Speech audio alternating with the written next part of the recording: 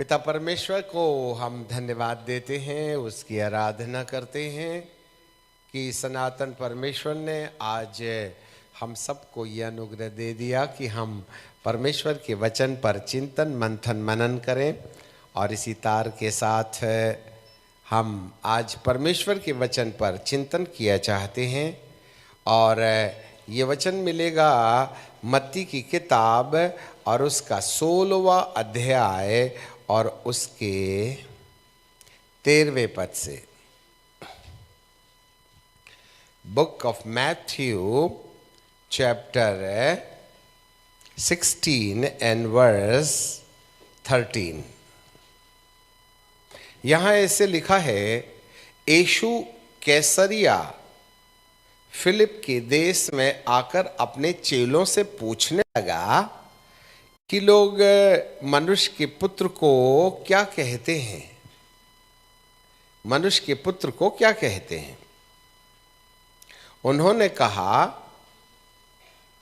कितने तो यूहन्ना बपतिस्मा देने वाला कहते हैं, कितने तो एलिया है और कितने तो यिर्मयाह या भविष्यद्वक्ताओं में से कोई एक।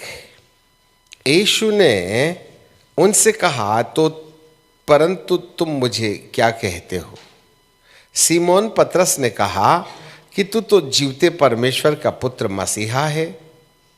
यीशु ने उसको उत्तर दिया, हे सीमोन, योना के पुत्र, तू धन्य है, क्योंकि मांस और लहू से नहीं परंतु मेरे पिता ने जो स्वर्ग में है यह बात तुझ पर प्रकट कर दी।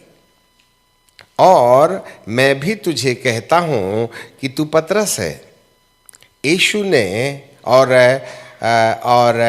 मैं इस पत्थर पर अपनी कलीसिया बनाऊंगा और अधोलोक के फाटक प्रबल नहीं होंगे। मैं तुझे स्वर्ग के राज्य की कुंजियां दूंगा, और जो कुछ तू पृथ्वी पर बांधेगा वह स्वर्ग में बंधेगा, और जो कुछ तू पृथ्वी पर खोलेगा स्वर्ग में खुलेगा। तब उसने चेलों को चिताया कि किसी से न कहना कि मैं मसीहा हूं। क्यों? किसी से न कहना कि मैं मसीहा हूं। जी, यहां पर प्रभु यीशु चिन्हों और चमत्कारों की सेवा दे रहे थे। उसी बीच में प्रभु के मन में अपने चेलों से प्रश्न करने का मन आया कि लोग मुझे क्या कहते हैं। तो किसी ने कहा कि ये तो यिर्मयाह भविष्यद्वक्ता है, किसी ने कहा कि ये एलिया है, और किसी ने कहा यूहन्ना बपतिस्मा देने वाला है या भविष्यद्वक्ताओं में से एक है। अलग अलग लोगों के प्रभु यीशु के चमत्कारिक सेवा के बाद उसके बारे में कहने का अलग अलग आइडिया था। लोग अलग अलग तरीके से उसको पहचानते थे। आज भी प्रभु की पहचान के मामले में बहुत से लोगों का अपना अपना एक अलग अलग ख्याल रहता है। जिसको चंगाई चाहिए तो वो चंगा करने वाला बोल के स्वीकार करता है। किसी का धंधा नहीं बनता तो उसको चमत्कारिक समझ करके स्वीकार करता है। अलग अलग चमत्कारों और अलग अलग बुद्धि के दृष्टिकोण से प्रभु के बारे में लोग अपने मन में निश्चय करते हैं कि वो यिर्मयाह होना चाहिए, एलिया होना चाहिए, यूहन्ना होना चाहिए। ये दुनिया का ख्याल है। परंतु प्रभु यीशु मसीह ने अपने चेलों को नियुक्त इसलिए किया था कि वे उसके बारे में सही परिभाषा जाने कि वो है कौन। इसीलिए वह लोगों की अन्य बातों पर ध्यान न देते हुए अपने चेलों के द्वारा कही गई बात को वे प्रथम स्थान देते हैं और कहते हैं कि तुम्हारा क्या विचार है। तब पतरस, जो हर चेलों में जोशीला और उत्तेजित था, उसने तत्काल उसके अंदर प्रभु के मामले में जो विचार आया वह प्रभु के सामने रख दिया, और चेले भी सुन रहे थे और आज मैं और आप भी सुन रहे हैं। और वो ये है कि तू तो जीवते परमेश्वर का पुत्र मसीहा है, जीवते परमेश्वर का पुत्र। यहां पर परमेश्वर और मसीहा दोनों आपस में एक साथ जुड़े हुए हैं। और ये सोच का उत्पन्न होना, प्रभु यीशु मसीह ने पतरस से कहा, देख तू धन्य है, क्योंकि जो बात तू समझ गया कि मैं जीवते परमेश्वर का पुत्र मसीहा हूं, इस बात के लिए मेरे पिता और तुम्हारे पिता ने ये बात तुम पर प्रकट कर दिया है। इसका मतलब है प्रभु यीशु को परमेश्वर का पुत्र या मसीहा पहचानना मनुष्य की योग्यता के आधार पर निर्धारित नहीं किया जाता है, वरन इसके लिए हमको परमेश्वर पिता की सहायता की आवश्यकता है।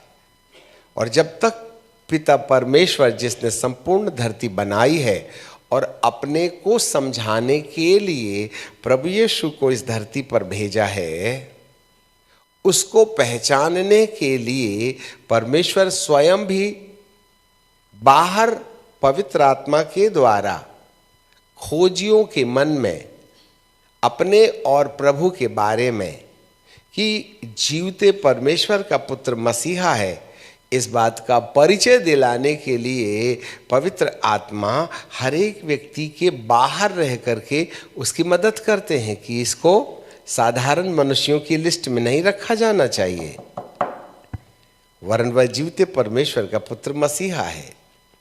एक बार की बात है, ऐसे ही प्रभु यीशु मसीह गनेसरत की झील के उस पार गए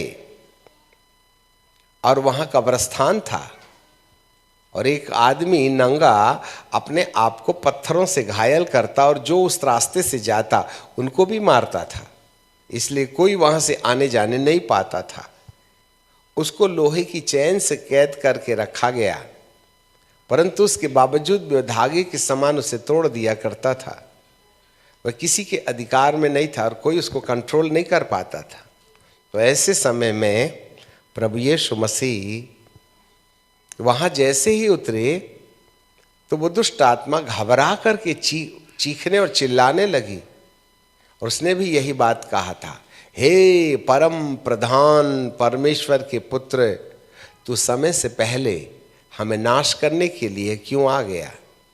इसका मतलब है दुष्ट आत्माएं भी इस विषय से जानती हैं कि वह परम प्रधान परमेश्वर का पुत्र है।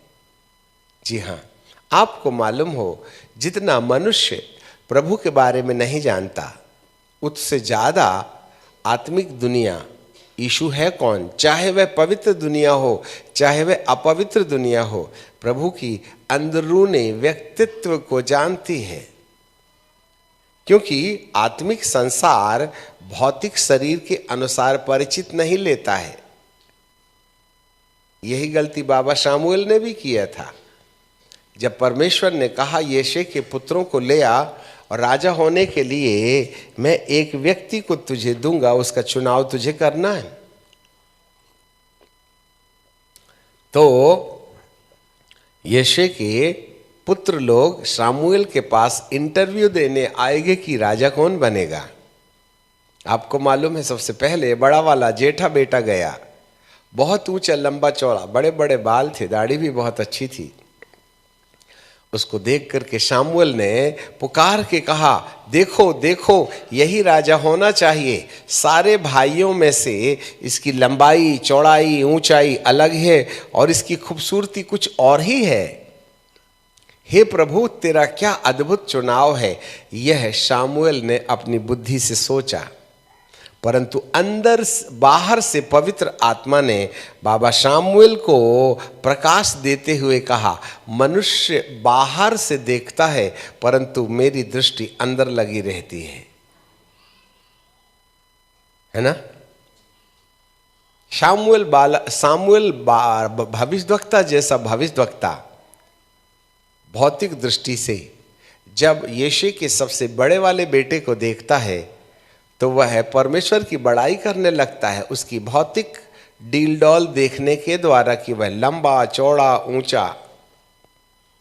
जी हाँ, इस बात को देखने के द्वारा परमेश्वर ने कहा कि तू बाहर से देखता है परंतु आत्मिक दुनिया अंदरूनी खूबसूरती को देखती है, भीतरी मनुष्यत्व को। हम बाहर से बहुत अच्छे दिख सकते हैं, हमारी डील डॉल ज्ञान बुद्धि दान वरदान बहुत हो सकती है, परंतु आत्मिक दुनिया, चाहे वह स्वर्ग की दुनिया हो या पृथ्वी की दुनिया हो, वह अंदर वाले पुरुष को देखती है, जिसको बाद में शामुएल बाबा को दाऊद के अंदर प्रभु ने दिखा दिया।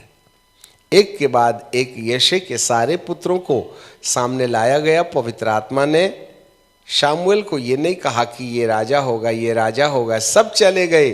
तब आखिरी में शामुएल ने कहा क्या और भी कोई बेटा है? पिता को जरा भी उम्मीद नहीं थी लाहौरे के बारे में। छोटा, उसको तो गिटार बजाने और गाय चराने से फुर्सत नहीं, वो उसी काम का था। तो सारे भाई लोग उसको हे दृष्टि से देखते थे। और दाऊद के पिता यशे के अंदर में भी दाऊद के प्रति ऐसा कुछ ख्याल अच्छा नहीं था कि भविष्य में कुछ हो सकता है, क्योंकि वह छोटा है। जब पहला फेल हो गया तो आखिरी वाला क्या करेगा? तब शामुएल ने कहा क्या और कोई है? तब पिता ने यशे ने कहा है तो, परंतु बेकार है, कबाड़ी आदमी है वो। तो प्रभु कहता उसको भी लेके आ, उसका भी इंटरव्यू लूंगा। ये तो सब फेल हो गए। आपको मालूम हो जब दाऊद आया तो पवित्र आत्मा ने कहा देख ले, यही है, तुम सब जिसको रिजेक्ट करते हो वही मेरे दिल के और मेरे मन के अनुसार है। हालेलुया।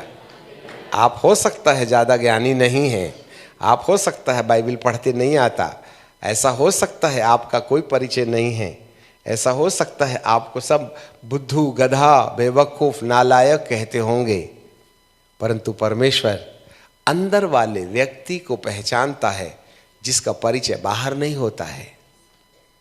ठीक है ना? याद रखिएगा, यहाँ पर शामुएल के हृदय में दाऊद के प्रति अंदरूनी खूबसूरती को प्रकट करने के लिए पवित्र आत्मा ने कहा इसे ही अभिषेक दे दे। तब दाऊद को राजाभिषेक दिया गया। उस समय तो वो राजा नहीं बना, परंतु बाद में उसके लिए रास्ता तय कर दिया गया।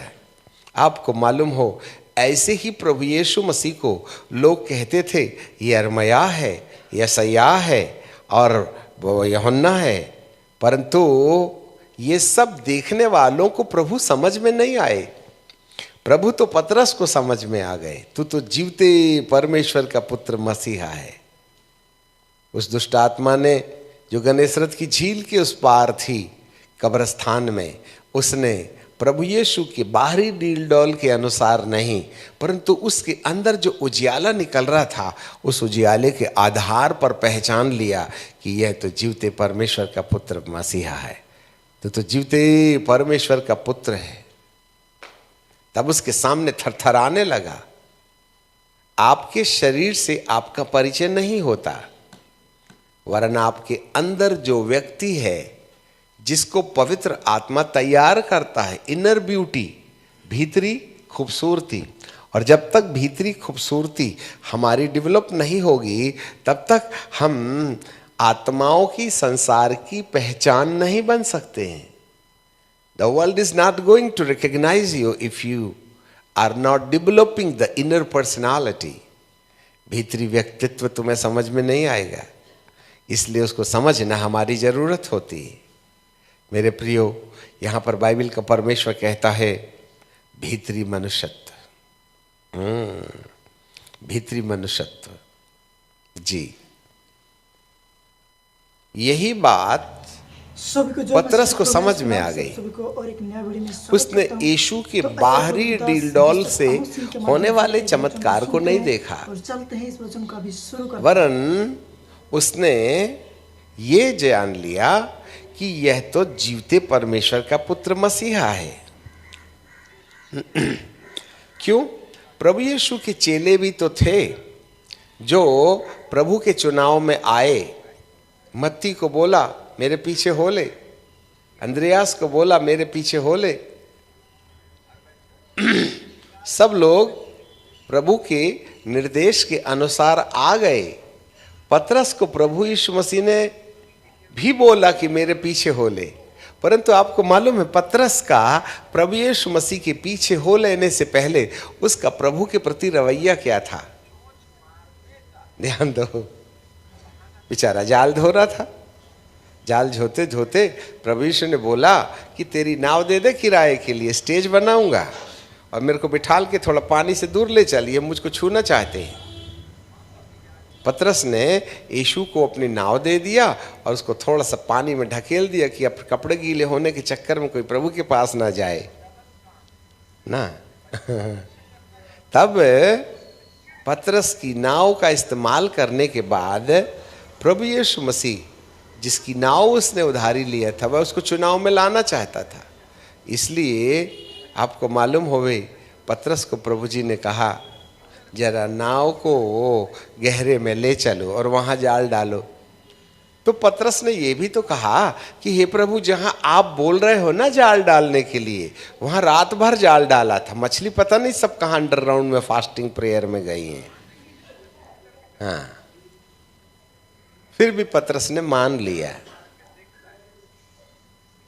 ये सबसे बड़ी विशेषता थी पतरस की कि वो सलाह मानने वाला व्यक्ति है। आज कौन है जो प्रभु की सलाह मानने के लिए तत्काल बाय नेचर, जो तत्काल बात मानने तैयार है, एक बार बोले तो मानना।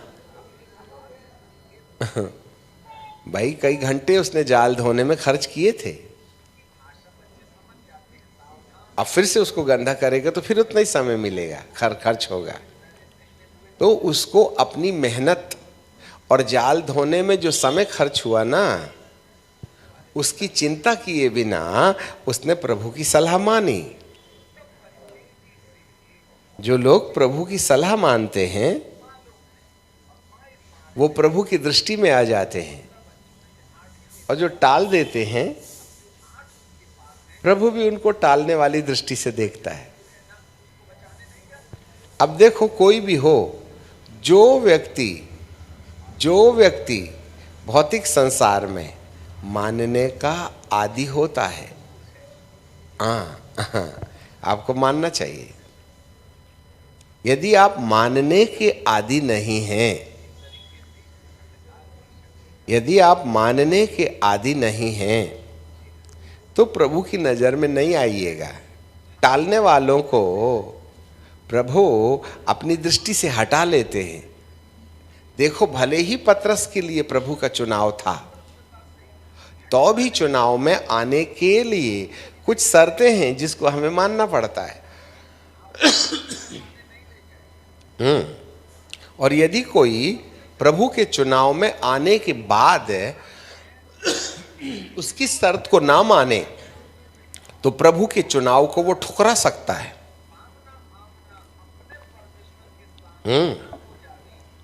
तो पतरस की अपनी विशेषता ये थी कि वो सबसे पहले तो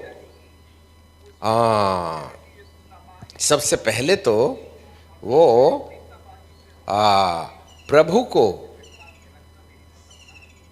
प्रभु के कहे अनुसार बात मानता है। प्रभु के कहे अनुसार बात मानता है। उसने माना, गहराई में ले गया। और जब कोई व्यक्ति मानता है तो चमत्कार भी देखता है। मानना मन की दीनता का प्रमाण है। जरा देखिएगा, नहीं मानना स्वाभिमान या घमंड होने का प्रतीक है। जो मानेगा वो नम्र है, जो टाल देगा वो घमंडी है। अब यदि पतरस कहता प्रभु मैं नहीं डालता जाल, क्योंकि जहां आप बोल रहे हो वहां मैं ऑलरेडी डाल चुका हूं और 2 घंटे से जाल धो रहा हूं, इसलिए मुझे कष्ट मत दो।